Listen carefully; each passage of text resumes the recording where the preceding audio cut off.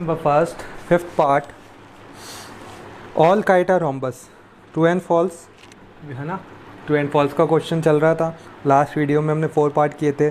Now rest of the 4 part इस video में करेंगे। ऑल काइट आर रोम्बस, ये कंडीशन बिल्कुल फॉल्स है। देखिए काइट में क्या होता है, सारी साइड्स इक्वल नहीं होती, उसमें एडजेसेंट साइड इक्वल होती है, एक के बाद एक आने वाली साइड एक जैसी होती है। बट रोम्बस में क्या होता है, सारी साइड्स इक्वल होती है। तो ये कंडीशन, ये कहना बिल्कुल गलत है कि सारी जो काइट होंगी वो रोम्बस होगी। मान लीजिए किसी काइट में सारी साइड इक्वल दी हुई है तो वो रोम्बस कहला जाएगा, क्योंकि उसके अंदर फिर उसके डायगनल भी आपके, है ना, क्योंकि डायगनल की लेंथ में भी फ़र्क आएगा फिर आपके, है ना। तो फिर वो एज अ रोम्बस, उसमें फिर क्या होगा, एंगल की प्रॉपर्टी भी चेंज हो जाएगी। जो अगर कोई काइट में सारी साइड्स इक्वल रख दी जाए तो उसके अंदर रोम्बस के फैक्टर आपको दिखने को मिल जाएंगे। बट जब तक उसकी सिर्फ एडजेसेंट साइड इक्वल है तो उसको रोम्बस कहना बिल्कुल क्या है, फॉल्स है। ओके, सो इसकी कंडीशन क्यों गलत है, because all kite are not rhombus, all kites are not rhombus, है ना। अब रीज़न लिखते हैं, because kite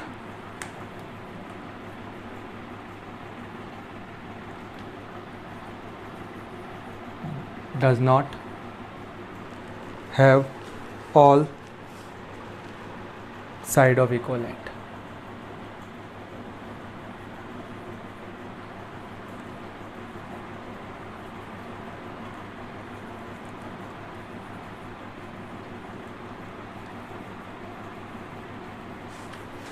So this is the reason.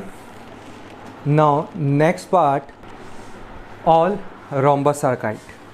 ठीक है, सभी रोम्बस आपकी क्या होती है, काइट है। ये बिल्कुल सही है, क्योंकि रोम्बस में क्या होता है,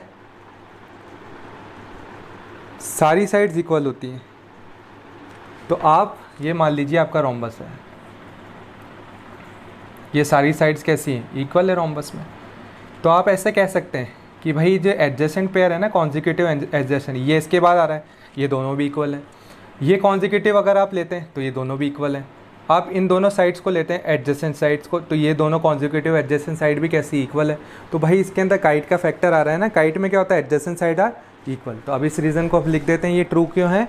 ओके, सो ये रीज़न जो आपको समझाया वो लिख दिया हमने कि rhombus also have 2 distinct consecutive pair of side of equal length. Rhombus also have 2 distinct consecutive pair of side of equal length. ये रीज़न था, आपको डायग्राम के साथ भी समझाया। Now next question, all parallelogram are trapezium. क्या सभी parallelogram को ट्रेपेजियम कहा जा सकता है? यस, बिल्कुल सही है, क्योंकि पैरेललोग्राम में क्या होता है, अपोजिट साइड्स क्या होते हैं, पैरेलल। और ट्रेपेजियम की प्रॉपर्टी होती है कि भाई एक पेयर, अपोजिट साइड्स का एक पेयर कोई भी क्या होगा, जिसको बेस बोलते हैं, वो पैरेलल होता है।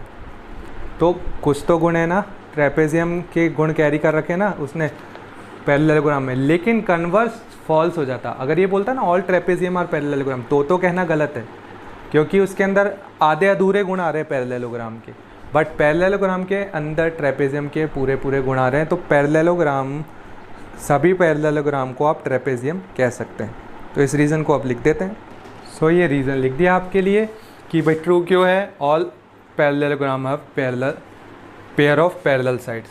देखिए ये अगर पैरेललोग्राम है, ये आपका पैरेललोग्राम है, this is your parallelogram, okay, this is your parallelogram. और बड़ा बना देते हैं थोड़ा, ये लीजिए, now it is visible to you. ये पैरेललोग्राम है। पैरेललोग्राम में क्या होता है, opposite sides parallel and equal, है ना। ट्रेपेजियम में क्या होता है, सिर्फ पैरेलल होता है, इक्वल नहीं होता। मे बी इक्वल हो जाए, मे बी नॉट, बट ये वाला जो फैक्टर है ट्रेपेजियम का कि अपोजिट साइड का जो आपका है वो पैरेलल होती है, ट्रेपेजियम का जो गुण है वो पैरेललोग्राम में तो आ ही रहा है। डेट्स वाई आपके अंदर ये जो लिखा है हमने लैंग्वेज की पेयर ऑफ, क्योंकि देखिए ये भी क्या होता है पैरेललोग्राम में, ये साइड भी अपोजिट क्या होती है, पैरेलल और इक्वल होती है। तो मे बी इसको बेस कह सकते हो या इसको बेस कह सकते हो, है ना। बेस तो आ रहा है ना आपके अंदर, ट्रेपेजियम का जो बेस होता है, जिस मतलब जो अपोजिट साइड ऑफ पेयर जो होते हैं, जो पैरेलल होते हैं, उसको बेस बोलते हैं ना। तो इसके अंदर बेस आ रहा है, तो इसका मतलब सभी पैरेललोग्राम को आप ट्रेपेजियम कह सकते हो। बट कन्वर्स कहना बिल्कुल गलत है। लास्ट पार्ट है ऑल स्क्वायर आर ट्रेपेजियम। क्या सभी स्क्वायर, सभी वर्ग आपके ट्रेपेजियम होते हैं, है ना। समलम, ट्रेपेजियम को हिंदी में बोलते हैं समलम चतुर्भुज, और स्क्वायर को बोलते हैं वर्ग। तो ये भी बिल्कुल ट्रू है। क्यों? क्योंकि स्क्वायर में भी तो क्या होता है, अपोजिट साइड्स कैसी होती हैं, पैरेलल, है ना। तो अपोजिट साइड पैरेलल होगी, तो ट्रेपेजियम का आपके अंदर ट्रेपेजियम की प्रॉपर्टी कैरी कर ली स्क्वायर ने, तो सारे स्क्वायर को ट्रेपेजियम आप कह सकते हो। लेकिन फिर वही बात, कन्वर्स कहना गलत है। ट्रेपेजियम को, सभी ट्रेपेजियम को आप स्क्वायर नहीं कह सकते, सभी, है ना। सम को कह सकते हो। कुछ ट्रेपेजियम, मान लो ऐसा ट्रेपेजियम हो जिसमें सारे एंगल सेम हो जाएं और उसमें सारी साइड्स इक्वल हो जाएं, तो आप, है ना, वो इन केस अगर कुछ ऐसा केस आ जाए।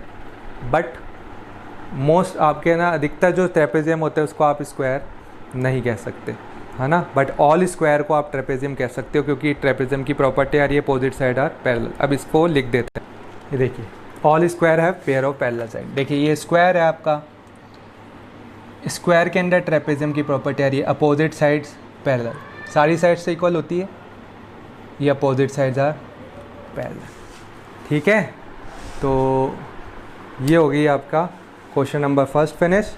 नेक्स्ट क्वेश्चन के लिए नेक्स्ट वीडियो। Thank you.